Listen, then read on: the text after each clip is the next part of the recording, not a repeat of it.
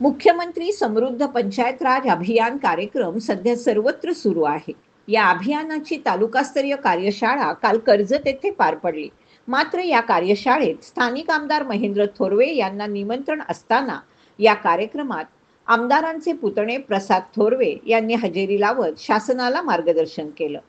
यावरून अजितदादांच्या राष्ट्रवादीनं आक्षेप घेतला असून ही शासनाच्या नियमांची पायमल्ली असल्याचं म्हटलंय।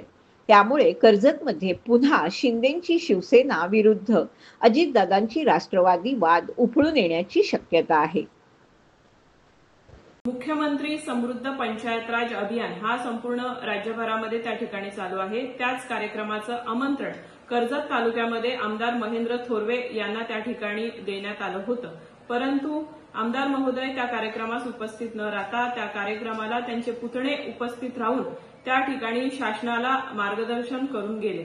आमदार महोदयांना शासकीय कार्यक्रमास उपस्थित राहण्यास वेळ नसेल आणि त्यांना त्यांच्या पुतण्याला त्या ठिकाणी त्या कार्यक्रमाला पाठवायचं असेल तर आमदार महेंद्र थोरवे यांनी त्यांच्या आमदार पदाचा राजीनामा द्यावा, रितसर त्यांच्या पुतण्यांना निवडणूक लढवून त्या ठिकाणी आमदार करावं आणि त्यानंतर मग त्यांचे पुतणे खुशाल शासकीय कार्यक्रमाला त्या ठिकाणी उपस्थित राहू शकतील आणि शासनाला मार्गदर्शन त्या ठिकाणी करू शकतील। नेहमीच हुकुमशाहीची आणि मोगलशाहीचा पुरस्कार करणाऱ्या आमदार महेंद्र थोरवे यांच्याकडून अशा पद्धतीत लोकशाहीची केली जाणारी पायमल्ली रायगडची जनता कधीच त्या ठिकाणी मान्य करणार नाही। हे आमदार थोरवे साहेबांनी त्या ठिकाणी लक्षात घेतलं पाहिजे।